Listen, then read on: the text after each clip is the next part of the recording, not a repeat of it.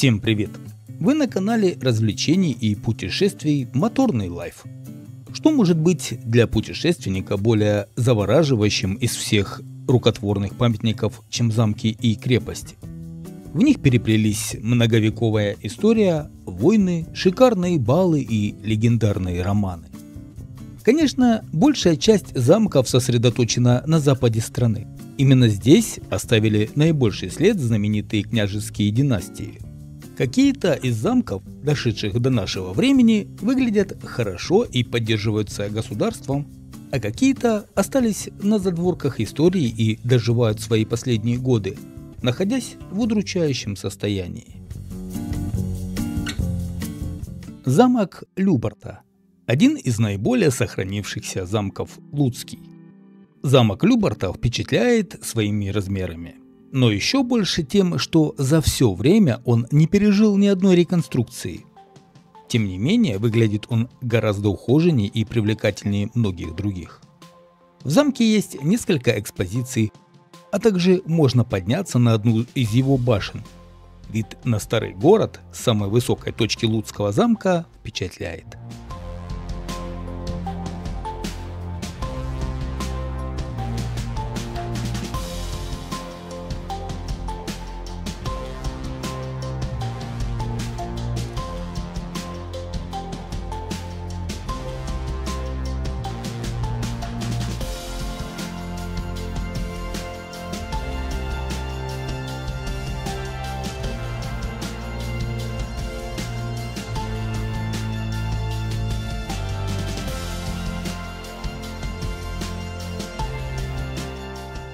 Каменец-Подольская крепость. Еще один очевидный вариант для посещения. Крепость пережила на своем веку татаро-монгольское нашествие, русско-турецкую и Первую мировую войны. На сегодня это уникальный историко-архитектурный комплекс, входящий в число 7 чудес Украины.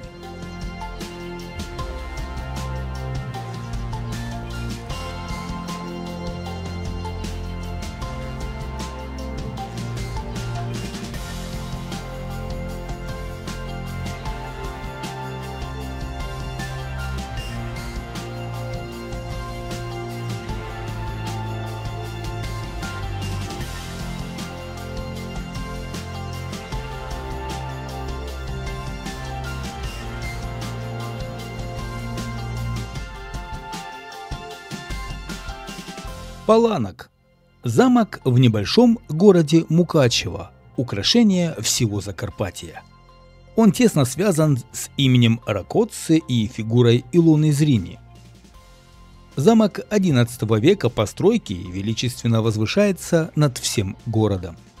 Стоит отметить, за ним следят и ухаживают сразу несколько стран, которые трепетно чтут свою историю. Поэтому Паланок облюбован вниманием и довольно неплохо отреставрирован. В залах замка множество выставок на самые разные темы. Сент-Миклош. Неподалеку от Мукачева. Связан с именем Илоны Зрини. Это самый романтичный замок из всех. Именно в нем княгиня тайно встречалась со своим возлюбленным. Замок, в отличие от Паланка, сохранился слабо и сейчас поддерживается лишь за счет частных пожертвований местным художником и его супругой. Они и единомышленники спасли Чинадьевский замок от окончательного разрушения.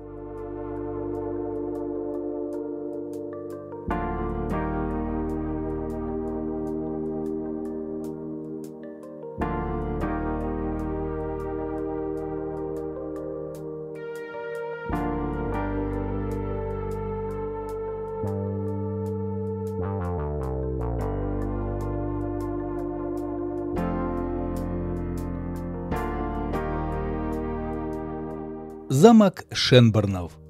И снова Закарпатье.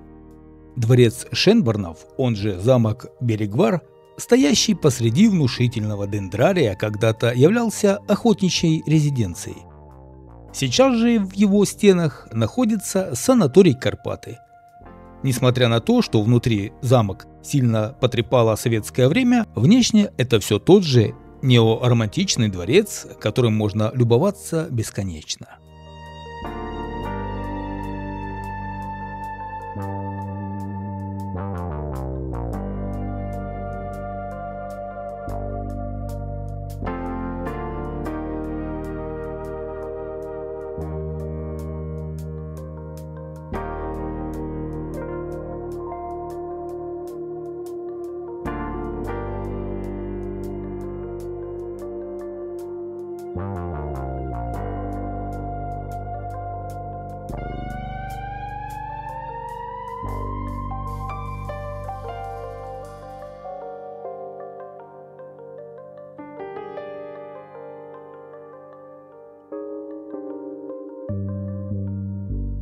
Хотинская крепость.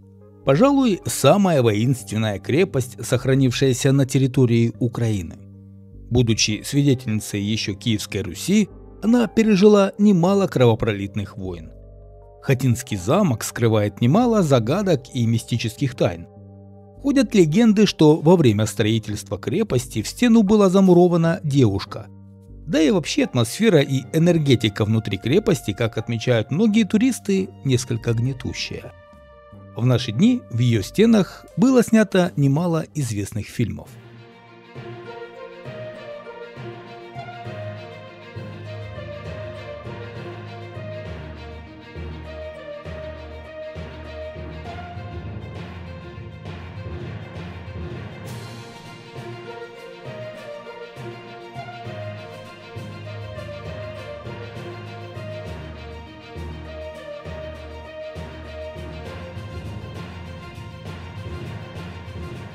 Олесский замок.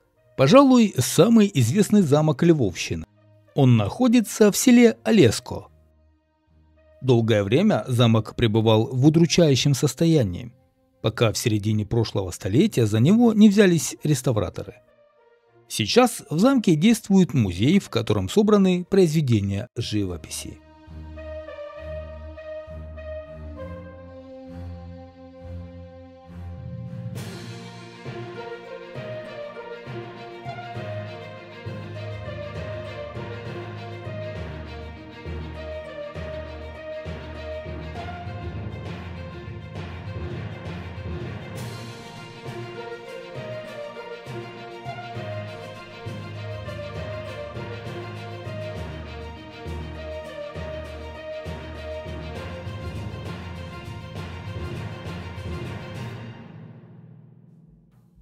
Подгорецкий замок.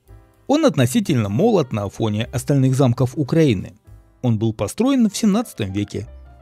Этот замок также имеет легенду о несчастной девушке, которая периодически появляется в виде размытого белого силуэта, однако в этом случае легенда подтверждена документальными фактами. Кроме того, здесь снимался один из эпизодов «Битвы экстрасенсов», посвященный этой теме. Ну и в кино Подгорецкий замок тоже засветился, например, в фильме про мушкетеров.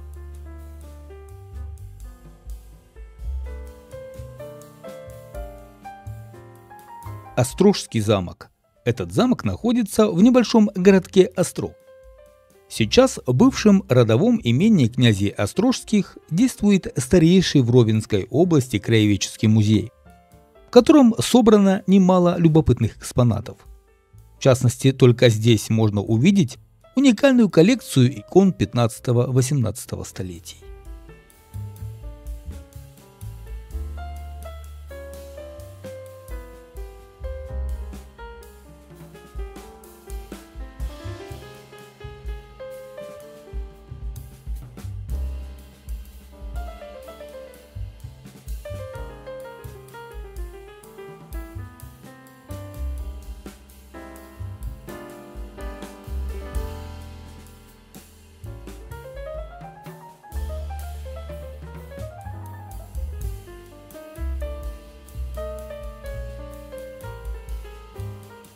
Невицкий замок.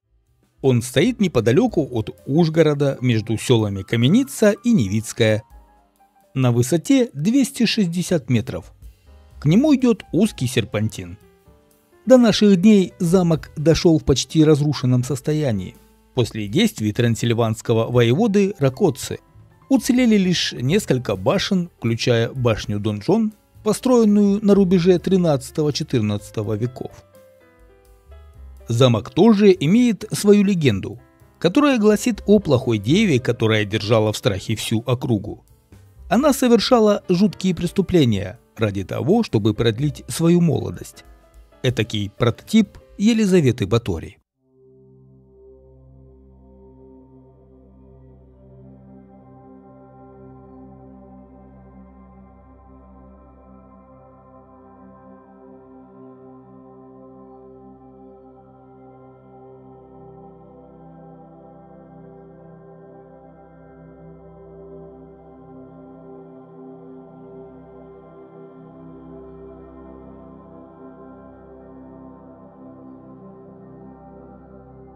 Меджибожский замок.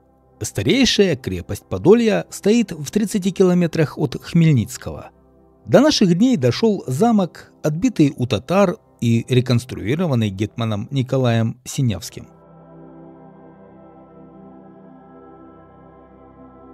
Многие годы Меджибожский замок использовался не по назначению, и лишь с присвоением ему в 2001 году статуса историко-культурного заповедника настали светлые времена. Теперь здесь располагается краеведческий музей, занимающий несколько залов.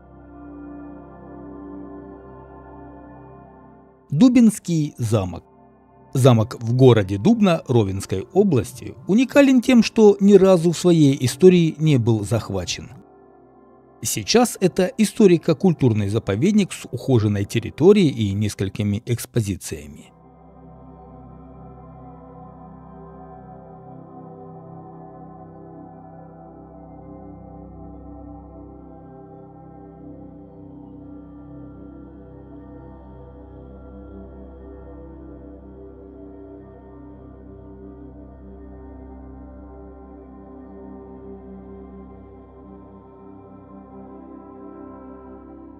Кременецкий замок. Массивное оборонительное сооружение находится в Кременце, неподалеку от Тернополя. Это по сути руины, возвышающиеся над всем городом. Вид замка на сам Кременец открывается восхитительный. До наших дней дошли некоторые квадратные башни и стены.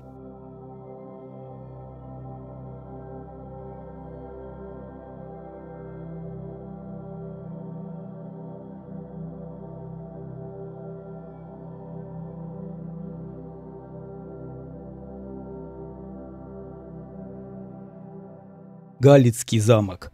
Его второе название – Старостинский замок. Находится в городе Галич Ивано-Франковской области.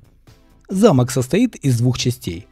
Одна часть – руины оборонительной стены, вторая – башня, отреставрированная в период с 2001 по 2015 годы. Крепость входит в состав национального заповедника Древний Галич.